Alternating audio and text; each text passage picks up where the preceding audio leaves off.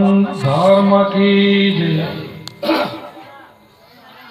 आज के आनंद की जय। कुंभाराम महाराज की जय। कृष्ण कन्हैयालाल की जय।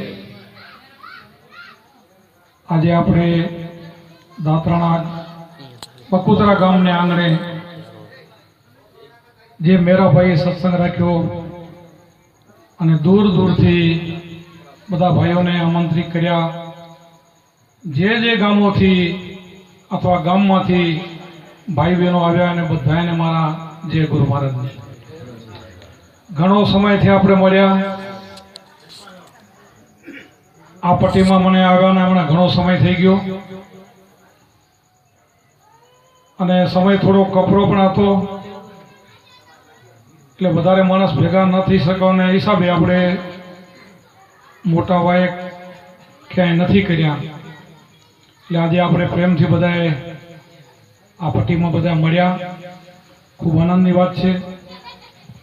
હવે આ ભાઈએ આપણને ભોજન ને ભજન બેનું આમંત્રણ આપેલું છે।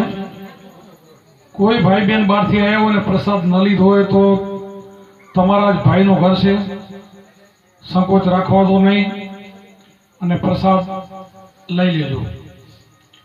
हवे आपणे जे माटे मळ्या छी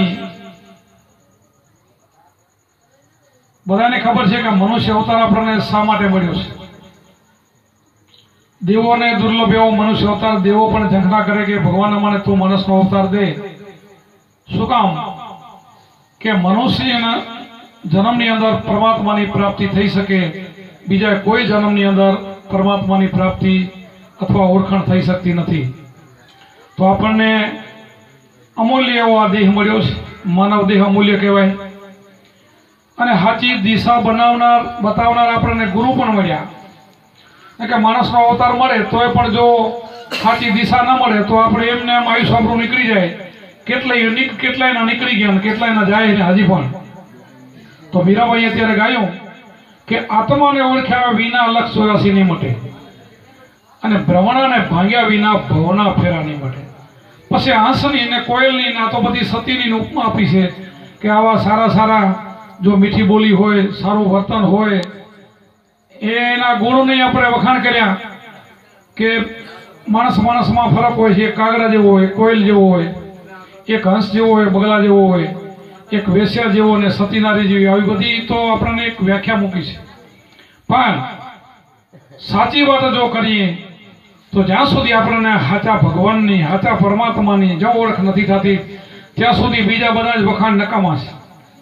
के आपणे माणसनो अवतार मळ्या पछी जो आपणे जे भगवाने आपणे जन्म आप्यो छे, जेणे आपणे अहींया मूक्या छे, एने ज आपणे ओळखाण वगरना मूकी दઈએ ने एने ज न ओळखी तो आपणे बधुं फेल गयो कहेवाय।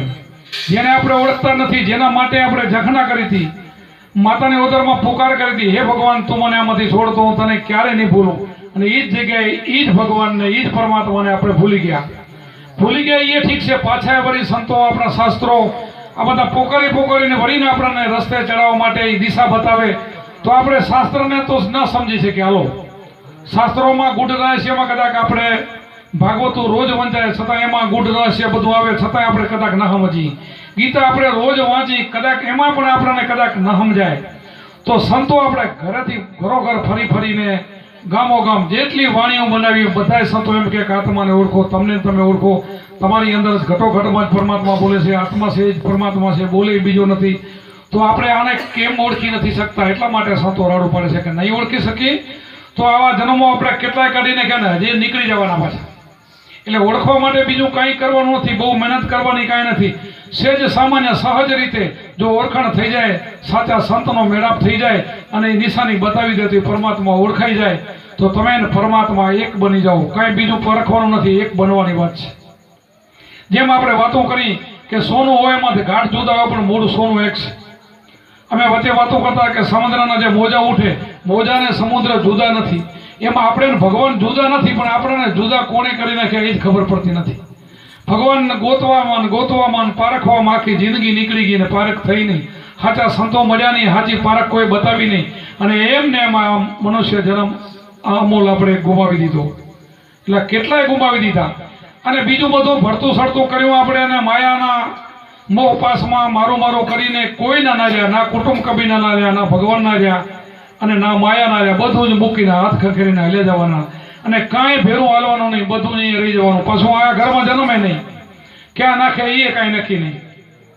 એટલા માટે આ વિચાર કરી લેવો કે આ બધું જ કાંઈ પણ આપણું નથી. દેહ પણ એક દી પડી જવાનો આપણો નથી, તો બીજું આપણું શું હોઈ શકે?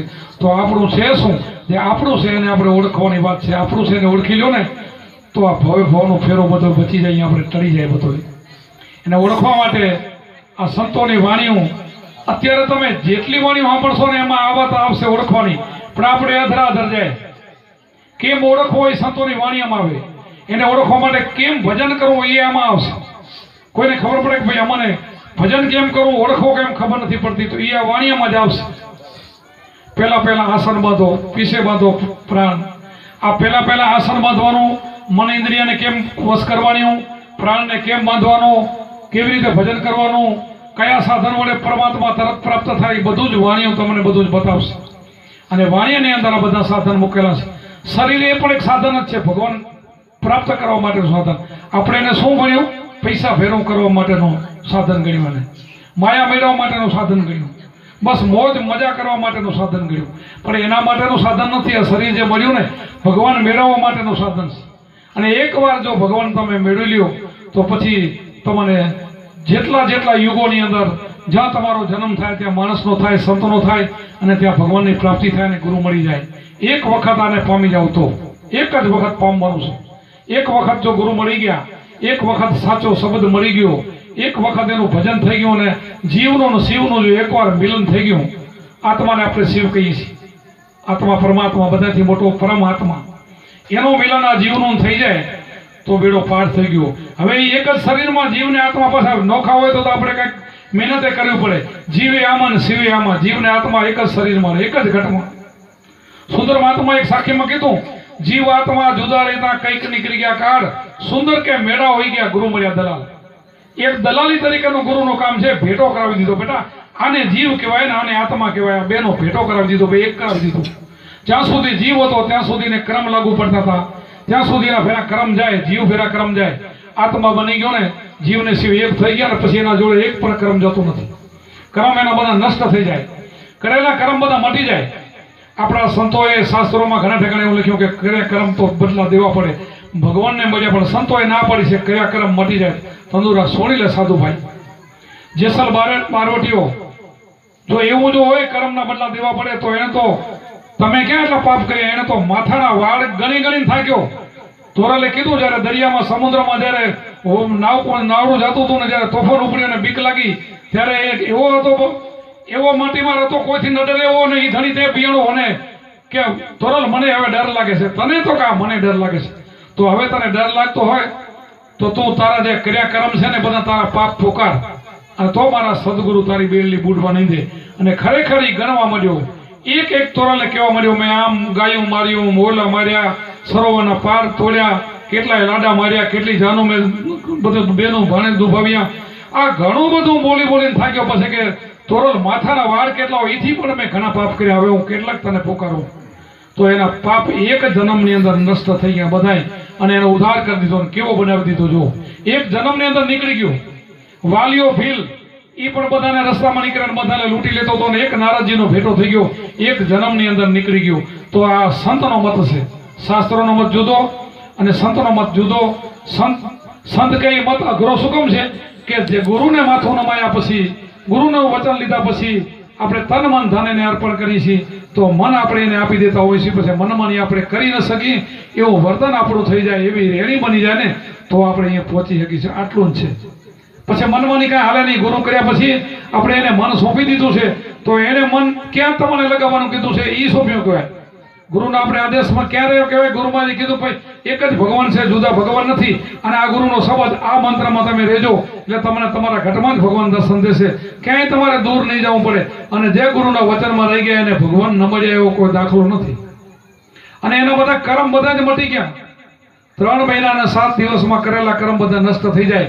પણ આપણે એક દી ઠકાણે ન રહી તો ગુરુ મહારાજ શું કરે?